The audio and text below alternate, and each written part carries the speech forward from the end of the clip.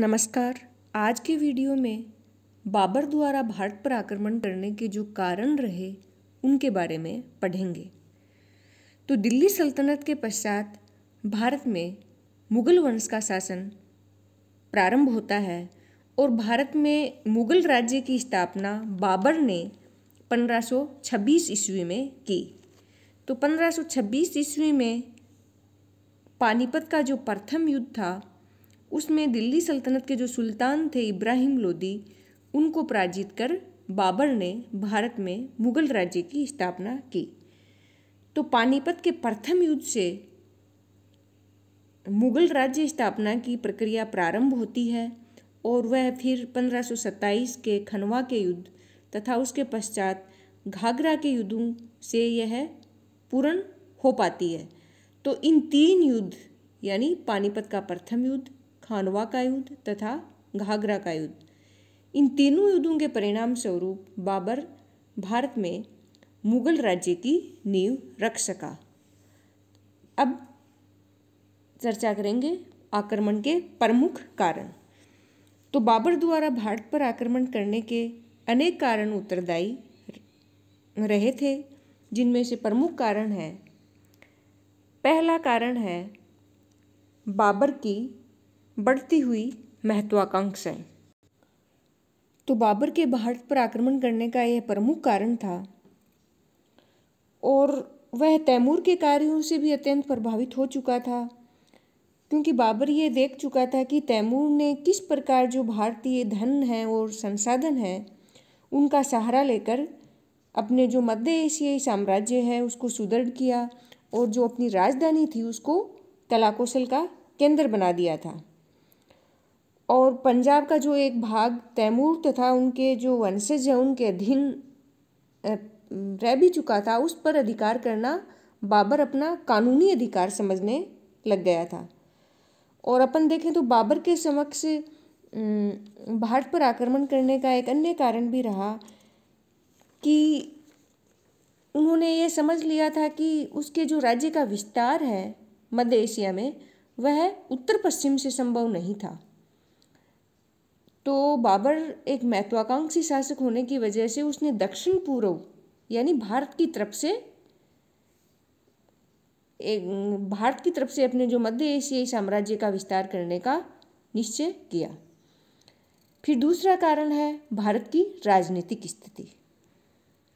तो अपन देखें तो उसमें जो भारत की तत्कालीन राजनीतिक स्थिति है वह बाबर की महत्वाकांक्षाओं की पूर्ति के लिए पूरी तरह उपयुक्त थी, क्योंकि उस समय दिल्ली सल्तनत पतनोन्मुख अवस्था में थी और दिल्ली सल्तनत का जो शासक था लोधी शासक इब्राहिम लोधी, वह एक अयोग्य तथा अप्रिय शासक था और उसकी अप्रियता की वजह से जो अनेक अफगान सरदार थे वो भी इब्राहिम लोधी के विरोधी बन चुके थे। तो जो इब्राहिम लोधी की अप्रियता की वजह से जो अनेक अफगान सरदार हैं वो भी उनके विरोधी बन चुके थे और भारत के जो अलग अलग राज्य हैं उनमें सभी स्वतंत्र शासक की हैसियत से शासन कर रहे थे। तो अपन देखें तो जो देश के अन्य भाग हैं उनमें सल्तनत की जो स्थिति है वो पतनोन्मुख अवस्था में थी और जो उत्तरी एवं दक्षिण भारत है उसमें भी अनेक स्वतंत्र राज्यों का उदय हो चुका था। और जहाँ तक अपन इन राज्यों के आपसी संबंधों की बात करें तो इन राज्यों में आपसी सहयोग एवं एकजुटता की भावना बिल्कुल भी नहीं थी और प्रत्येक राज्य आपसी संघर्षरत अवस्था में था, यानी वो एक दूसरे राज्य को प्रतिद्वंदी राज्य समझ बैठे थे। तो इसके चलते क्या हुआ कि इन देशी राज्यों की जो आंतरिक शक्ति थी वो भी कमजोर हुई, तो संगठित होकर किसी भी विदेशी शक्ति का सामना कर पाने की स्थिति में वो नहीं थे और न ही उनमें ऐसी कोई इच्छा शक्ति थी। तो ऐसी स्थिति में बाबर जैसे महत्वाकांक्षी व्यक्ति के लिए यह सर्वथा उपयुक्त परिस्थितियां थी और इस ऐसी राजनीतिक स्थिति से उत्प्रेरित होकर ही उन्होंने भारत विजय की योजना बनाई और 1526 ईस्वी के पूर्व भी बाबर ने भारत पर प्रारंभिक आक्रमण शुरू कर दिए थे। फिर तीसरा कारण है धन प्राप्ति की कामना। तो बाबर द्वारा भारत पर आक्रमण किए जाने का एक मुख्य कारण धन प्राप्त करना भी रहा, क्योंकि बाबर का जो अपना राज्य था काबुल, उसकी आय तथा उसके जो आर्थिक साधन हैं वो बहुत ही सीमित थे। तो उनके बलबूते सेना तथा प्रशासन का खर्च जुटा पाना असंभव था। और इसके विपरीत भारत की आर्थिक स्थिति उस समय बहुत ही समृद्ध थी। जैसा कि बाबर ने अपनी आत्मकथा तुजू के बाबरी में भी भारत की आर्थिक समृद्धि का उल्लेख किया है। तो भारत से पर्याप्त मात्रा में धन प्राप्त करना बाबर की आवश्यकताओं की पूर्ति कर सकता था। इसलिए भारत की समृद्ध आर्थिक स्थिति को देखकर भी बाबर भारत की तरफ आकर्षित हुआ। फिर अगला कारण है बाबर को आक्रमण का निमंत्रण। तो 1526 ईस्वी में बाबर के आक्रमण का एक अन्य महत्वपूर्ण कारण ये भी रहा कि जो इब्राहिम लोदी से असंतुष्ट थे जो अफगान सरदार, वो बाबर की सहायता से इब्राहिम की सत्ता समाप्त करने की योजना बनाने लग गए।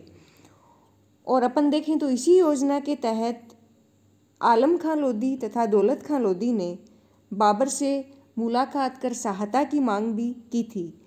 तो इन घटनाओं से क्या हुआ कि बाबर के सामने भारतीय राजनीति की जो दुर्बलताएं थी वो उनके सामने आ गई। तो अफगानों के आपसी वैमनस्य की भावना को भांपकर उसने पंजाब की तरफ बढ़ने का निश्चय किया। और जिस समय पंजाब में ये घटना चक्र चल रहा था, उसी समय जो मेवाड़ के राणा सांगा थे, उन्होंने भी बाबर के पास भारत पर आक्रमण करने का संदेश भेजा, जिसे बाबरनामा में बाबर ने इसका उल्लेख भी किया है। तो राणा सांगा का यह उद्देश्य था कि वो अफगानों की शक्ति को समाप्त कर हिंदू राज्य की स्थापना का सपना देखने लग गया था।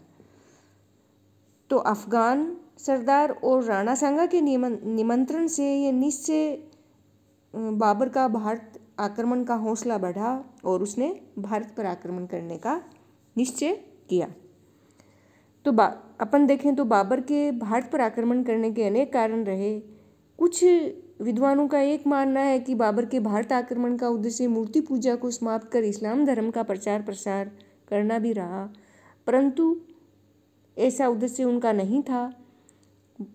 बाबर धार्मिक उद्देश्य से प्रेरित नहीं था, बल्कि वह आर्थिक और राजनीतिक उद्देश्यों से ही मुख्यतः उत्प्रेरित हुआ। तो वस्तुतः बाबर प्रारंभ से ही भारत पर विजय प्राप्त करने को लालायित था या उत्सुक था, परंतु उसे कभी इसका उचित मौका नहीं मिल सका। और जैसे ही बाबर को इसका उचित मौका मिला, बाबर ने भारत पर आक्रमण कर दिया और 1526 के पानीपत के प्रथम युद्ध में लोदी शासक इब्राहिम लोदी को पराजित कर भारत में मुगल साम्राज्य की नींव रखी।